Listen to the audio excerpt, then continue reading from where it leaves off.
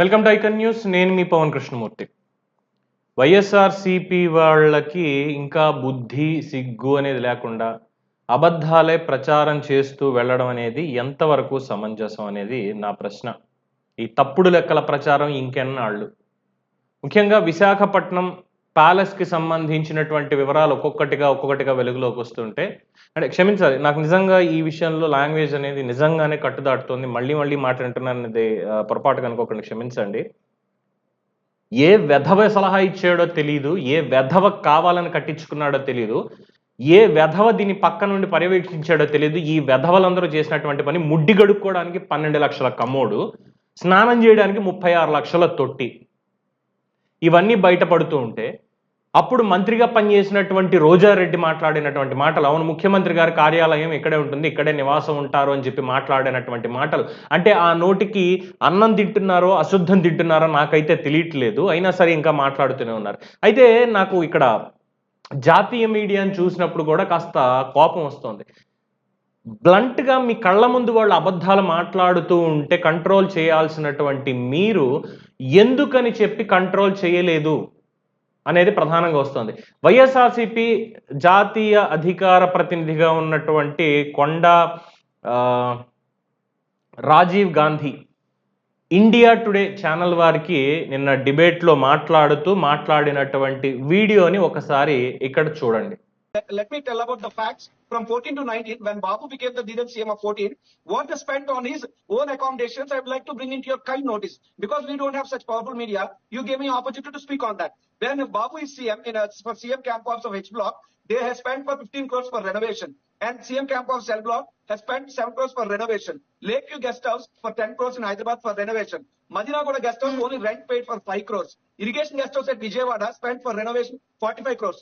Crores of bills were given to Novotel Hotel and Park Heights. Not only that, traveling expense of the officials from Hyderabad to Vijayawada from tenure between 14 to 19 is 120 crores. Stone breaking ceremony of Andhra Pradesh Amaravati has spent 250 crores. And not only that, capital designs have been paid for 300 crores. See where this amount has gone. But today, చూసారు కదా ఆయన ఏమేం మాట్లాడాడు.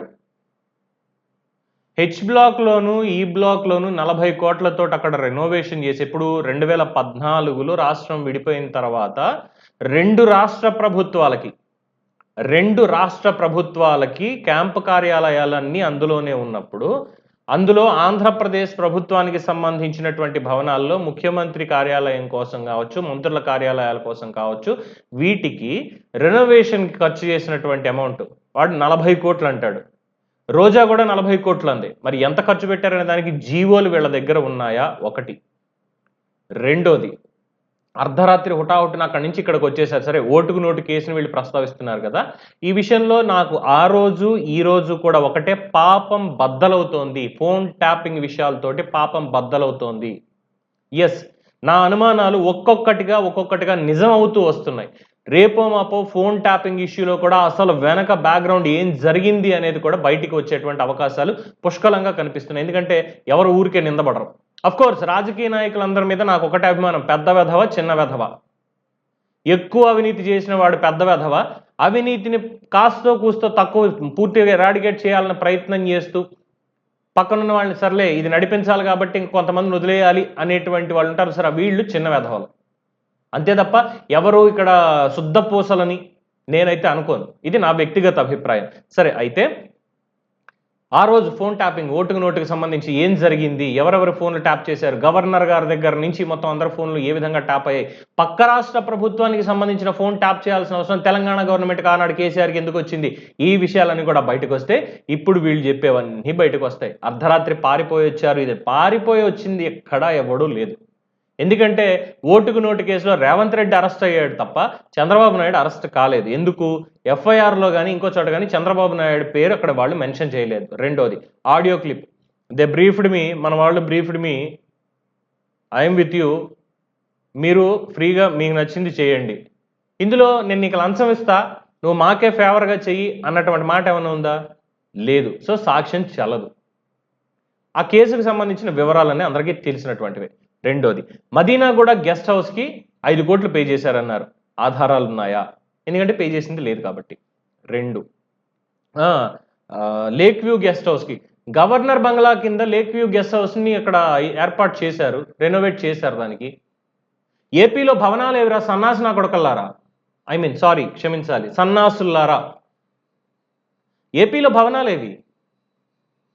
దానికి కూడా అడ్డం పడ్డారు కదా. అమరావతి రైతులు భూములు ఇస్తున్నారు అనగానే అక్కడ అరటి తోటలు తగలడ్డారు కదా. దానికి దొంగ లెక్కలు చెప్పడమే, అది కూడా జాతీయ మీడియాలో. అంటే వీళ్ళని ఏ చెప్పుతో కొడితే సమాధానం మంచిగా చెప్పుకుంటారు, ఇంకా ఏ చెప్పుతో కొడితే నిజాలు మాట్లాడతారు. అంటే ఒకానొక సందర్భంలో జగన్మోహన్ రెడ్డి వీళ్ళు ఎవరు అన్నారు కదా, చెప్పు చూపించండి అని చెప్పి. నిజంగానే చెప్పు చూపించాలని ఉంది, కానీ సంస్కారం అడ్డొస్తుంది. నాకు ఎదురైతే ఇలాంటి తప్పుడు లెక్కలతోటే నా దగ్గర ఎదురైతే నేను నిజంగానే చెప్పుతో కొడతాను. తర్వాత పార్క్ హయత్లో చంద్రబాబు నాయుడు కుటుంబం ఉండడానికి 40 కోట్ల రూపాయలు పే చేశారు. 40 కోట్ల రూపాయలు పే చేశారు. ఏం మాట్లాడాలో కూడా తెలియట్లా. ఎందుకు అనంటే ఇదే ఆరోపణ వాళ్ళు అప్పుడు చేసినప్పుడు హెరిటేజ్ ఫుడ్ సంస్థ, చంద్రబాబు నాయుడు గారు హైదరాబాద్లో ఆయనకున్నటువంటి ఇంటిని కూలగొట్టించి దాన్ని మళ్ళీ రీబిల్డ్ చేసుకునేటువంటి క్రమంలో వాళ్ళ కుటుంబం అంతా ఉండడానికి పార్క్ హయత్లో ఏర్పాట్లు జరిగితే దానికి అయినటువంటి బిల్స్ మొత్తం, each and every bill heritage foods సంస్థ పే చేసింది. ఏమంటే హెరిటేజ్ ఫుడ్స్ మీకు అన్న సిగ్గు అనేది ఉందా ఇప్పుడు కనీసం? అప్పుడు ఇదే ఆరోపణ చేశారు, ఇప్పుడు మళ్ళీ అదే ఆరోపణ జాతీయ మీడియాకి వెళ్ళి చేస్తున్నారు. మీ మీద నెగిటివ్ ప్రాపగండా చేస్తున్నారు. డిఫమేషన్ కేసు వేయాలన్నటువంటి ఆలోచన లేదా? ఏం చేస్తున్నారు హెరిటేజ్ ఫుడ్స్ మీడియా విభాగం వాళ్ళు, public relations and media heads ఏం చేస్తున్నారు మీరు? ఇలాంటివి చూడరా? ఇలాంటివి చూసి ఏంటి మళ్ళీ మన పేర్లు ఇందో తీసుకొచ్చి ఇలా మాట్లాడుతున్నారని చెప్పి స్ట్రాంగ్ వార్నింగ్లు ఇవ్వడాలు, కేసులు పెట్టాలి ఏం చేయరా మీరు?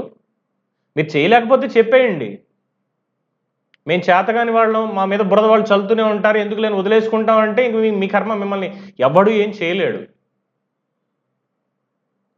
మీ వల్ల తర్వాత ఏమవుతుందంటే మిగతా వాళ్ళు ఇబ్బంది పడతారు. హెరిటేజ్ ఫుడ్ సంస్థ నారా భువనేశ్వర్ గారు చెక్ ఇష్యూస్ చేశారు.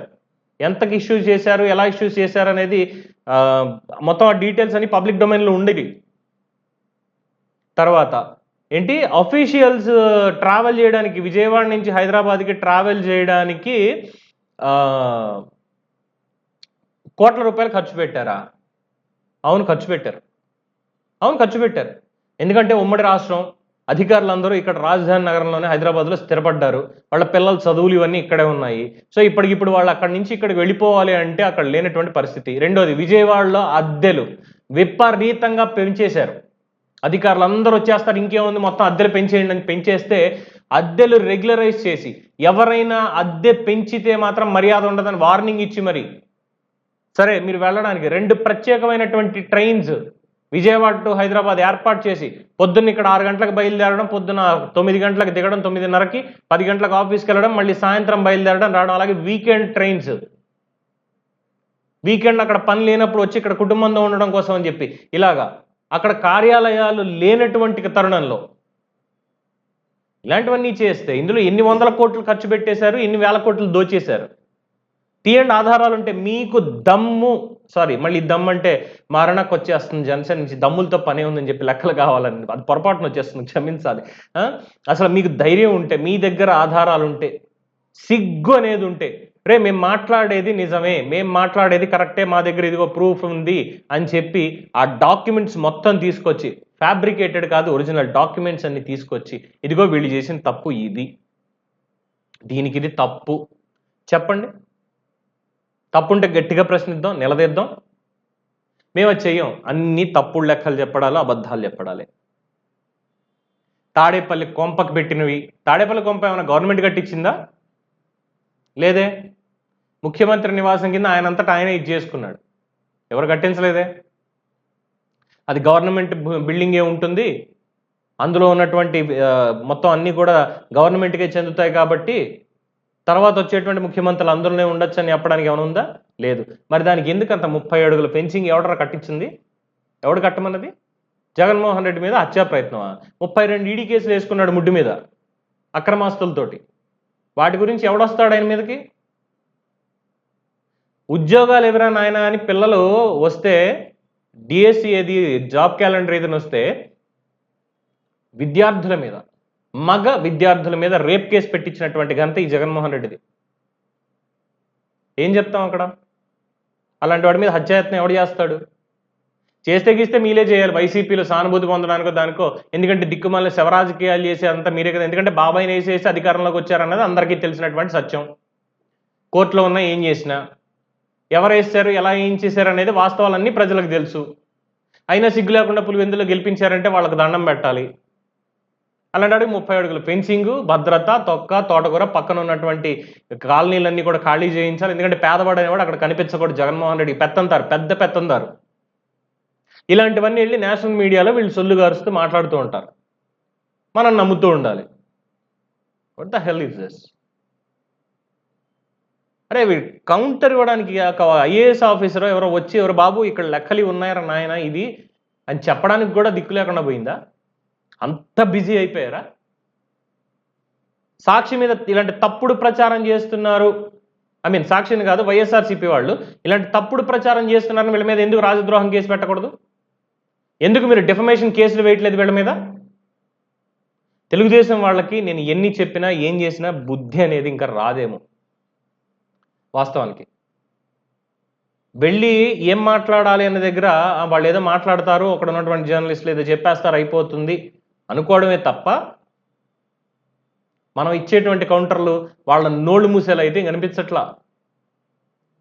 సో ఇప్పటికైనా సరే కాస్త నోరు తెరవండి, నోరు తెరిచి వాస్తవాలు అన్ని బయట పెట్టండి. ఇలాంటి తప్పుడు ప్రచారం చేసే వెధవల్ని తన్ని తగలేయండి.